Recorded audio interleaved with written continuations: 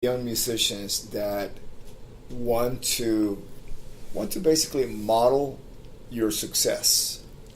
Well, one thing is to be versatile, because if you just want to play with one certain artist, like for me, I had no idea that Madonna was going to be getting ready to go back on tour. She's going to need a guitar player. She's going to start playing guitar. Like, everything just sort of happened, you know? And so you never know what's out there. You never know who's going to need a guitar player or any sort of musician. And you may not like a certain artist, but you may meet them and they're super cool and go, oh, okay. Yeah, let's play together. I'll play with you because we get along. Yeah. So that could change everything. And right now there's part of the music industry that is such uncharted territory. I'll use that term again, because there's new ways of doing things. There's this thing, and I'll mention this also. There's this app that I've been working with it was called Bravo Tip or Pay. Now they call it just Bravo Pay, and it's an app where you can exchange money. There's a lot of those, but this is one where you don't have to exchange personal information. So, like, if you got on there, Rudy, then someone could just listen to this and want to tip you $1, right? They don't have to have your email or your phone number. They just look up Rudy Sarzo, bam, they send you $1. Yeah. And I found that from doing the jam nights at the Whiskey. They were advertising it. And, I got this app because of that, and then people started tipping me. And I was like, wow, this could completely change everything for musicians, because it's like having a tip jar. It's like a new modern day way of doing that. And I was at a show. I was actually opening for Quiet Riot last summer, actually, in Longview, Texas, of all things. Really? How weird is that? I didn't even think about that. Yeah.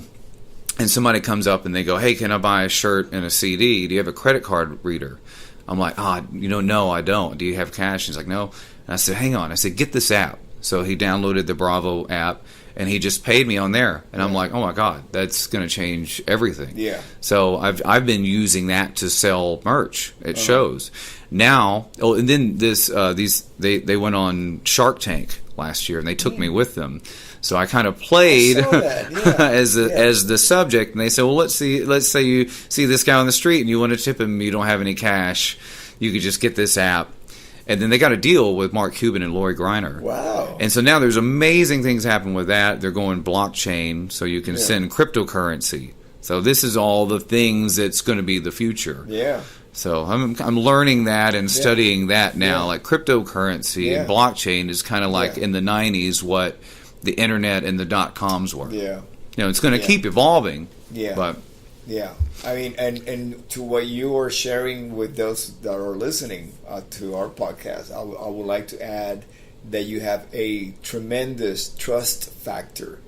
I mean, needless to say, Madonna and Guy Ritchie would have not brought you into their home, fly you in for lessons, and bring you into the band. They brought you into their family. Yeah, I mean, it kind of that's how they always made me feel, is like family. Family. They even said, just sort of joking, like, her music room in her house, like that was Monty's room. Yeah, you're family to them, and to any musician out there, I cannot stress enough the trust. Yes, trust is a big thing that you need, because that's there's times that you'll, like, let's say you go in for an audition and someone feels like they can't trust you. That's a big thing. Being good, being able to play that just gets you through the door. Oh, yeah. You've heard people say that. Oh yeah. Or that is only part of it. You got to be cool on the road. And if you have a negative trust factor, you're not going to get calls. Nobody's going to put their own reputation or their own trust in the line for you. Because when let's say when somebody calls me up and say, hey, listen, you have a certain musician that I'm looking for, you got anybody you can recommend? My list is very short. You're in it. Oh, but thank you. A very short list. I'm honored. You're in my list. A very, very, very short list. Wow. But it's because there's only so many people that I really trust to put my own trust factor on the line. Because if that person goes south, something goes wrong with a person that I trust, and it's like people go, why did Rudy tell me about this individual? So we start losing credibility if we start. Oh yeah, I understand that. The wrong people, and on what you've been able to develop through almost a couple of decades of doing this. A couple of decades, right? It's going on that now, which is that's insane, Yeah. And then my band in Texas, before I moved out, it was really hard for me to leave Longview, Texas, and move, because I had a band who was the most popular band in that area. So, but I just got to where I went to go visit my cousin, who lived in Manhattan Beach. Oh, yeah. And once I got to LA, I was like, guys, I'm moving to LA. Growing up, I remember seeing I remember seeing the mental health video on TV, but it was someone had it on a VHS because MTV wasn't allowed where I grew up. It was like Footloose. Which that's what he's listening to, right? When he gets pulled over on Footloose, and that's kind of I joke around saying that's what it was like growing up. To Bang Your Head. Oh yeah. And there's a story. This is I'm going to make it short. Our manager goes, he goes to the viewing of a movie. When the movie it's about to be released, still doesn't have a set soundtrack yet. And so he goes and he watches the movie and he comes back and says, yeah, I just came back from this viewing and they want to put one of our songs, Bang Your Head, but we want to re-release it because Bang Your Head was the first single that we had. And it barely cracked the top 40 or something like that.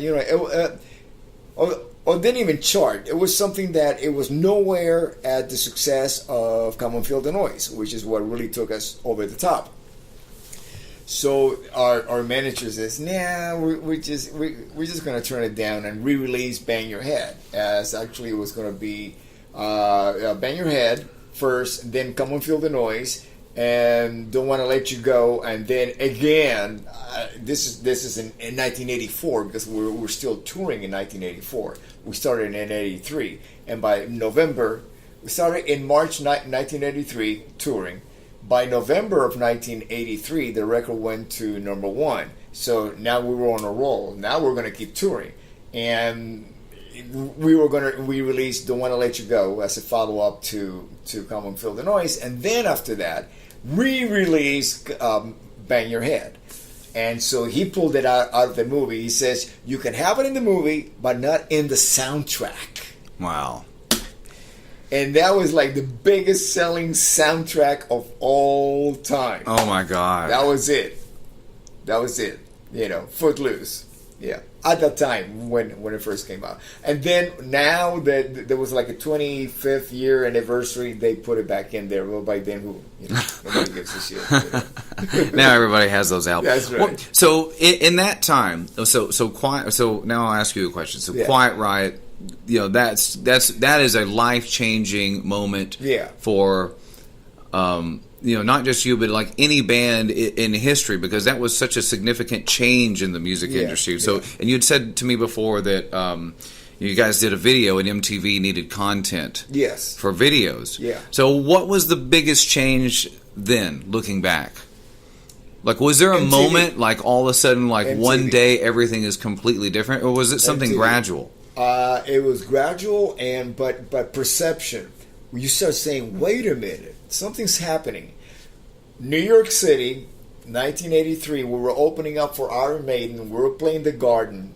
The album and Come and Feel the Noise was number one in the city, the local playlist, radio. And I would walk down the street, and you've been to New York. Mm-hmm. You've spent a lot of time there. Nobody looks at anybody.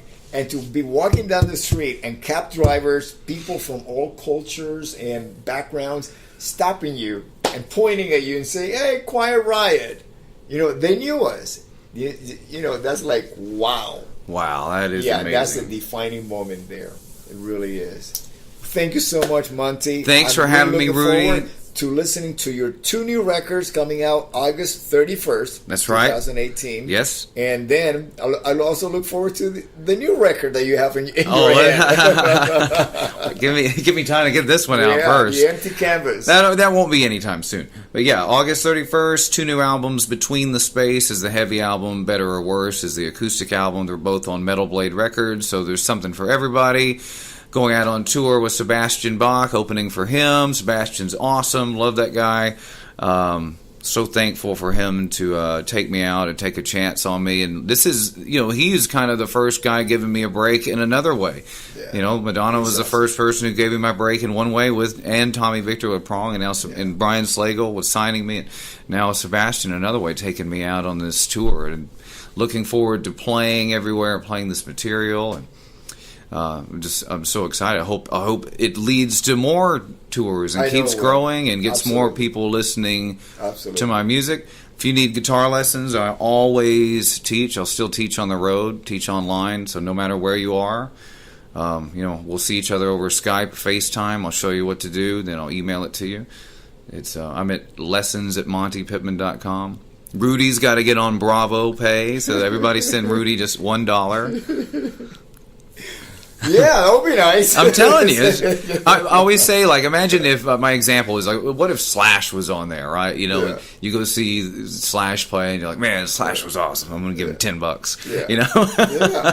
And then he needs it. Slash is like, oh, what?